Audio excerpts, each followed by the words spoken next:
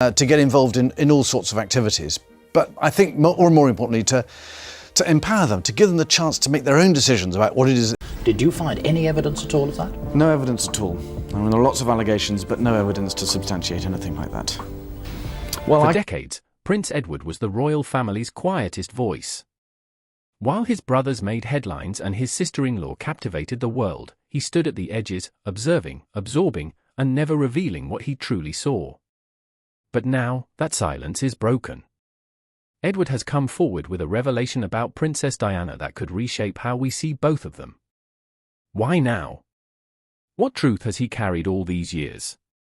The answer may lie in what he witnessed behind palace doors, truths hidden behind royal protocol and a wall of silence. The British monarchy has long operated under an unspoken code: never explain, never complain. It's a philosophy that's held the institution together through centuries of public scrutiny. Their outward calm, on display during events like Trooping the Colour and the state opening of Parliament, concealed a fortress of tradition and discretion. But in 1981, when Diana Spencer married into the royal family, that fortress began to crack. At first, Diana captivated the world. Her youth, charisma, and warmth created a fairy tale image that media and public alike embraced. But inside the palace, not everyone was enchanted. Prince Edward, then a young man still defining his path, was watching closely. Unlike his brothers, he avoided military life, choosing instead to explore the arts and work behind the scenes.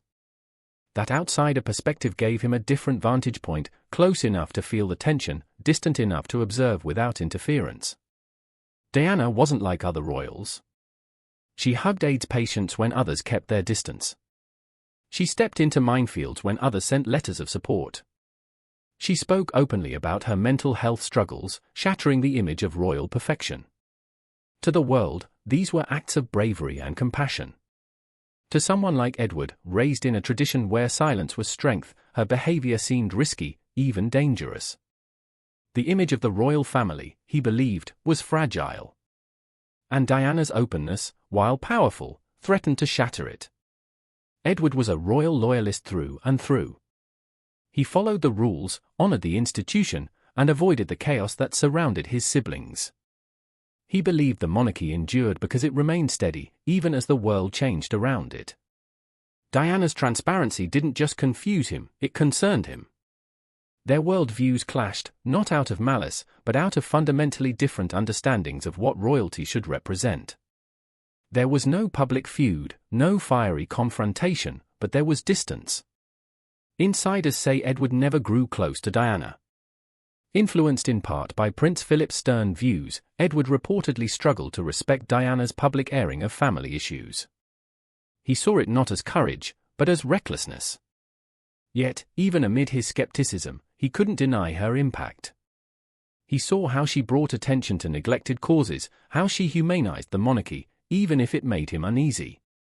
While Diana's star rose, Edward remained in the background, quietly carving out a life of his own. His brief attempt to work in television through Ardent Productions was a rare step outside the royal mold, perhaps even an attempt to escape its pressures. Still, he returned, resumed his royal duties, and remained silent as Diana's world unraveled publicly. In August 1997, Diana's sudden and tragic death shocked the world. For the royal family, it was a moment of reckoning. For Edward, it was something more. He had watched her rise and fall. He had witnessed the toll it took from within the palace walls. And now, with the world mourning, he too was left to confront what he had seen, and what he had never said. What did Prince Edward see in Diana that others missed? What truth has he kept buried for so long? And why has he chosen now, after all these years, to break his silence? His words are not just a reflection of Diana's legacy, they're a mirror held up to the royal family itself. What comes next may alter how we remember her, and how we see him. It was supposed to be a quiet escape. On the night of August 31, 1997, Princess Diana and Dodi Fayed left the Ritz Hotel in Paris through a back entrance, hoping to evade the relentless paparazzi. They were tired of the flashing cameras and endless chase. But the photographers didn't give up. As their driver, Henri Paul, attempted to outrun them through the Pont de l'Alma tunnel at high speed, tragedy struck. The car crashed. Diana, Dodi, and Henri Paul were all killed. The world stood still. News anchors across the globe announced what few could believe: the Princess of Wales, the woman who had captivated the world, was gone. For a generation, it was a defining moment, sudden, tragic, and irreversible. And as the world grieved, many hearts turned toward her young sons, William and Harry. But there was someone else few noticed in that wave of mourning: Prince Edward. Though Edward and Diana had their differences, he had carried unspoken feelings for her, a quiet respect, perhaps something deeper. Her death didn't just mark the loss of a sister-in-law. To Edward, it was the loss of someone he had watched, judged, misunderstood, and ultimately admired.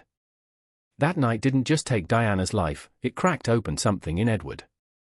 And for the first time, he began to question the story the world was being told. 2 years later, in 1999, Edward began quietly pushing for answers. The official narrative felt incomplete. He wanted transparency. The French investigation had concluded that Henri Paul was intoxicated, citing alcohol and traces of antidepressants and antipsychotic drugs. Witnesses said Paul had even been showing off to paparazzi earlier in the evening. But Edward wasn't convinced. Something didn't sit right. Why weren't more questions being asked? Why did so many details feel off? His quiet persistence helped spark further scrutiny. In 2008, the British inquest, Operation Paget, delivered its verdict: unlawful killing. The blame was placed on Henri Paul and the pursuing paparazzi. But again, Edward had doubts. One detail especially haunted him: why did the only survivor, bodyguard Trevor Rees-Jones, make it out alive? Some claimed it was because he wore a seatbelt. But investigators later confirmed no one in the car, including Diana, had been buckled in. The inconsistencies grew. And then, something even more shocking emerged: the handwritten note by Diana herself, expressing fear that someone was trying to kill her. Even more disturbing, she named the person she feared: Prince Charles. When Edward learned this, it changed everything. It wasn't just grief anymore. It was suspicion. Diana had feared for her life. And if she was right, then her death wasn't just an accident, it was a failure of protection, or something darker. Some believed Diana's fears were tied to Charles's long-running relationship with Camilla Parker Bowles. If Diana was seen as an obstacle, her removal could have cleared the way for the future Charles and Camilla imagined. While conspiracy theories swirled, Edward stayed out of the spotlight. But behind the scenes, he was still asking, what if Diana was right? Years passed, and Edward's grief evolved into something deeper: understanding. He stopped focusing solely on the crash and started reflecting on the life that came before it. Diana's death was tragic, but her life was transformational. For the first time, Edward spoke not just about her loss, but about what she had truly left behind: a legacy. In royal circles, the word legacy is reserved for monarchs. Not for women who walked away from the crown. But Diana defied that rule, just as she defied so many others. Her legacy wasn't forged in palaces or ceremonies. It was built on compassion, humanity, and courage. Edward, once a staunch believer in quiet tradition, came to see how Diana had shaken the very core of the monarchy. Her authenticity had touched people. She made the monarchy feel human. And for a royal who had spent his life behind the curtain, that realization hit hard. She wasn't just a figure in history. She was a force of change. He recalled her groundbreaking advocacy during the AIDS crisis. In 1987, Diana made headlines when she shook hands, without gloves, with a patient living with AIDS. At a time when misinformation and stigma dominated public discourse, that single act shattered walls. It redefined compassion in a world terrified by the unknown. And then there was Angola. In 1997, just months before her death, Diana walked through a live minefield to raise awareness for landmine victims. That moment, captured on film, sparked global attention and political action. It played a vital role in the signing of the International Mine Ban Treaty later that year. Edward, who once believed in change only through diplomacy, saw, finally, how bold action could sometimes do what quiet tradition never could. In time, Edward stopped seeing Diana through the lens of conflict. He no longer saw her as the royal who broke protocol, but as the woman who changed the institution from within. She had challenged them, not to destroy the monarchy, but to humanize it. And in doing so, she transformed it forever. He never shouted these thoughts in public. He didn't grant sweeping interviews. But in trusted circles and quiet moments, Edward began to speak. And what he said wasn't just about tragedy. It was about truth. Because the legacy of Diana Spencer wasn't built from titles or power. It was built from empathy, bravery, and the unshakable belief that love, real, human love, mattered more than image. And for a man like Edward, who had once believed otherwise, that revelation was nothing short of revolutionary.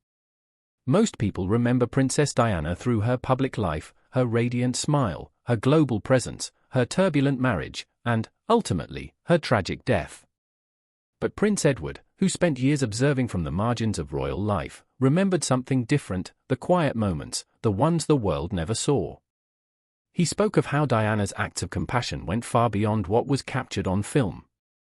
She wasn't driven by attention. She was driven by a deep, genuine concern for others. Edward recalled how she would sneak into hospitals late at night simply to comfort children. How she wrote handwritten letters to the families of people she had met. How she stayed in touch with charity workers long after the press had gone home. To him, those small, unrecorded moments said far more about her than any headline ever could. But Edward didn't stop at Diana's charity work. He also shared insights about her most personal legacy, her role as a mother. He spoke with admiration about how Diana raised Prince William and Prince Harry with an awareness of the real world. She was determined they wouldn't grow up trapped inside the gilded bubble of royal privilege. She took them to homeless shelters, to hospitals, even to fast food restaurants, not for show, but to teach them empathy. Edward noticed that early on. And now, looking at the way both princes have carried themselves as adults, he believes those lessons stuck. William, he said, reflects Diana's quiet resilience, while Harry carries her passionate spirit. Edward made a striking admission. At the time, he and many others in the royal family didn't know what to make of Diana. Her openness, her emotional honesty, her refusal to follow long-standing traditions, it made people uncomfortable, including him. Royals were raised to maintain composure, to guard their private lives, to never let the world see behind the curtain. Diana broke every one of those rules. She opened herself to the public in a way that was unheard of. Edward feared, at the time, that it might damage the monarchy's carefully maintained image. But years later, his perspective changed. She hadn't weakened the institution, she had made it relatable. She had shown the world that even those born into royalty could struggle, cry, and ask for help. One of the most groundbreaking moments for Diana, and for the monarchy, was her 1995 BBC Panorama interview, where she spoke candidly about her battle with depression and bulimia. It was shocking. The royal family never discussed such things in public. But Diana did. And in doing so, she gave millions of people around the world the courage to speak up about their own pain. According to Edward, that moment changed public discourse.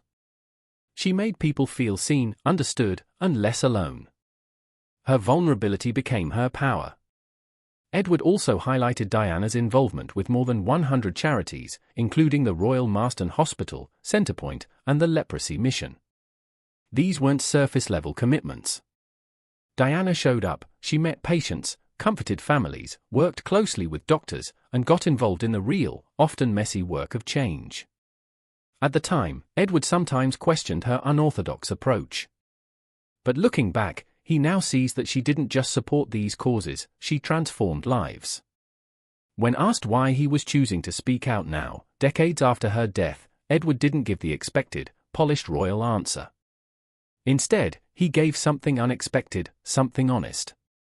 He said it wasn't about making a statement about the present, but about preserving something for the future. Diana's legacy, he said, was too important to be left behind. He wanted the next generation of royal leaders to remember who she truly was, not just a princess or a mother, but a symbol of compassion, courage, and truth. Her life, and the way she lived it, should be a guiding force for the monarchy moving forward. Which brings us to the question, are William and Harry truly walking the path Diana paved? In many ways, yes, but they've taken very different routes.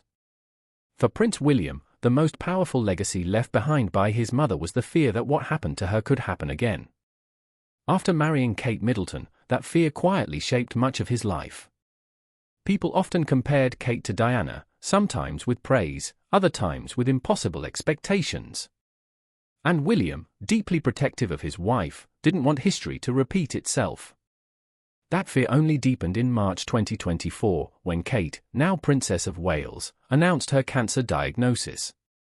Her condition was revealed through a video message in which she disclosed that she was undergoing chemotherapy. She didn't specify the type of cancer but shared something deeply personal. She had grown emotionally attached to her chemo port, the small device that delivered her medicine. Many cancer patients understood instantly. It was about the bond with the medical team, the fight to survive, the vulnerability of it all. This experience didn't paralyze William. It galvanized him. In 2016, William, Kate, and Harry launched Heads Together, a mental health initiative that would go on to change how the UK, and even the world, talked about mental well-being. This wasn't a surface-level PR campaign.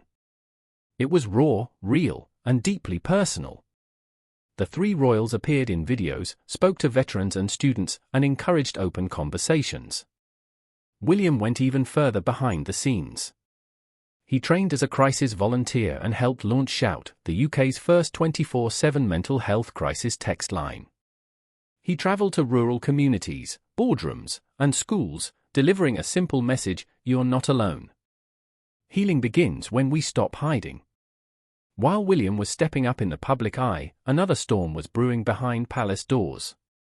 Camilla and Catherine's relationship had become strained. Camilla, who had waited years to be accepted by the public as queen consort, reportedly saw Kate's popularity as a threat. Though Kate had always been discreet and loyal, her growing admiration among the public made Camilla feel uneasy.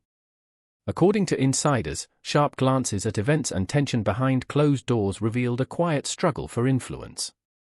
Some reports even suggest that Camilla may be reluctant to support Kate as her eventual successor to the queen consort title. Meanwhile, Prince Harry was forging his own path, far from palace politics, but deeply connected to Diana's legacy.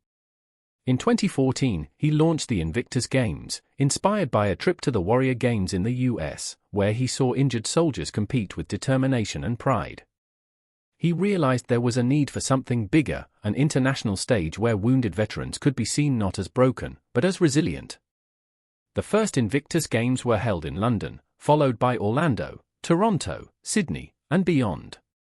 Each time, hundreds of athletes, many with amputations, PTSD, or invisible injuries, competed.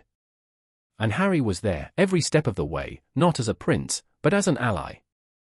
Through Invictus, Harry created a platform, a movement, and a new kind of leadership built on empathy and action. Together, the two brothers carry forward Diana's legacy, though in strikingly different ways. William, the future king, has redefined the monarchy's role in mental health and brought a new sense of compassion to the crown. Harry, no longer bound by royal protocol, built a global community for those who served and suffered, turning pain into purpose. And in both of them, Edward sees the unmistakable imprint of their mother. Because when Edward spoke about Diana, it wasn't just about the past. It was about the future. Diana's legacy was never meant to be buried with her. It wasn't wrapped in titles, tiaras, or palaces.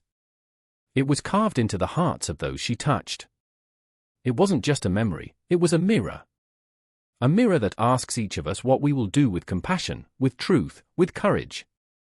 It's a legacy that doesn't live in history books, but in the choices we make every day. And now, the question isn't just what Diana left behind. It's what we'll carry forward.